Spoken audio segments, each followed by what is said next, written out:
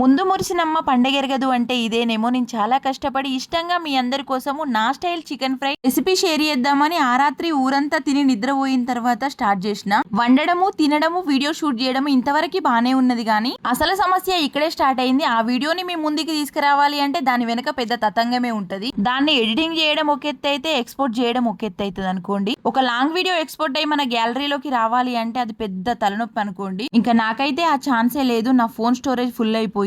దాన్నే ముందక్క old videos delete చేస్తే అయిపోతుంది కదా అనే డౌట్ మీకు రావచ్చు. కానీ నాకు తిక్కు ఉంది. అదేంటంటే ఆ ఓల్డ్ వీడియోస్ ని డిలీట్ చేయడానికి నాకు అస్సలు ధైర్యం రాదు. ఆ చికెన్ ఫ్రై లాంగ్ వీడియో కోసం చాలా మంది వెయిట్ చేస్తున్నారు అనే విషయం నాకు అర్థమైంది. ఇంకా చేసేదేమి లేక ఈ షార్ట్ వీడియో పోస్ట్ చేస్తున్నా. కేజీ చికెన్ ని నీట్ గా వాష్ చేసుకోవాలి. ఒక కడాయిలో ఆయిల్ వేసుకొని, ఆయిల్ హీట్ ఎక్కిన తర్వాత మీ ఇంట్లో ఉన్న బిర్యానీ స్పైసెస్ వేసుకోండి. ఆనియన్, పచ్చిమిర్చి, పుదీనా వేసుకొని అవి కొంచెం ఫ్రై అయిన తర్వాత చికెన్ వేసుకోవాలి. తర్వాత కొంచెం సాల్ట్ వేసుకొని క్యాప్ పెట్టేసి ఉడికించుకోవాలి. ఒక 5 to 10 minutes తర్వాత చికెన్ ఉడుకుతూ చికెన్ లో నుండి వాటర్ మొత్తం ఇలా బయటికి వస్తాయి అన్నమాట. అప్పుడు అందులో అల్లం వెల్లుల్లి పేస్ట్, పసుపు వేసుకొని చికెన్ పూర్తిగా ఉడికేంత వరకు ఉడికించుకోవాలి. చికెన్ లో ఉన్న వాటర్ మొత్తం డ్రై అయిపోయి ఆయిల్ పైకి తేలుతున్నప్పుడు కారం పొడి వేసుకోవాలి. కారం వేసి ఒక 5 minutes ఉడికించుకున్న తర్వాత ఇంకా గరం మసాలా వేసుకొని కొత్తిమీర వేసి దింపేస్తే చికెన్ ఫ్రై రెడీ అయిపోయినట్టే. వేడి వేడి అన్నం ఈ డ్రై చికెన్ ఫ్రై తో తింటే ఉంటది ఇంకా నెక్స్ట్ లెవెల్ అనుకోండి టేస్ట్. ఈ ప్రాసెస్ లో ఒకసారి ట్రై చేయండి. వీడియో నచ్చితే లైక్ చేసి ఛానల్ ని సబ్స్క్రైబ్ చేసుకోండి.